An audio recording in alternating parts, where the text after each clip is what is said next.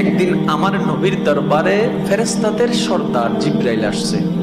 আমার নবী কথায় কথায় বললেন, ইয়া আখি জিব্রাইল, ও আমার ভাই জিব্রাইল, তোমার নাকি 600 ডানা আছে, 600 পাখা আছে। ইয়া রাসূলুল্লাহ, আল্লাহ তোমাকে 600 পাখা দিয়েছেন, তো তুমি কয়টা ব্যবহার করো? বেশি লাগে না, আসমান জমিন ডিউটি করতে একটা হইলে যথেষ্ট।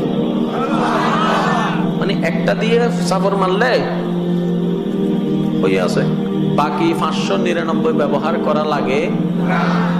আচ্ছা, যার 600টা ডানা আছে তার শরীরটা কত?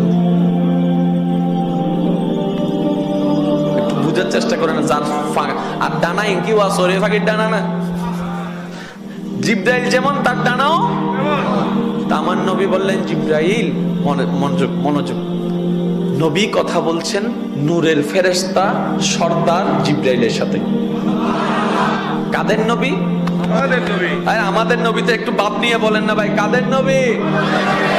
জিব্রাইলের সাথে কথা বলছে। আমার নবী বললেন, ভাই জিব্রাইল, আচ্ছা তোমার দেহটা একটু কত বড়, আমার একটু দেখতে ইচ্ছে করতেছে, একটু দেখাও। তখন জিব্রাইল বললেন, ইয়া রাসূলুল্লাহ, আমাকে ক্ষমা করবেন, আল্লাহ আমাকে যে বডিটা দান করেছে ওই বডির রূপটা নেওয়া যদি নিতে যাই পৃথিবী ছোট হয়ে যাবে, পৃথিবী ছোট হয়ে যাবে। আমি এটা এখানে খুলতে পারবো না, দেখাইতেও পারবো না।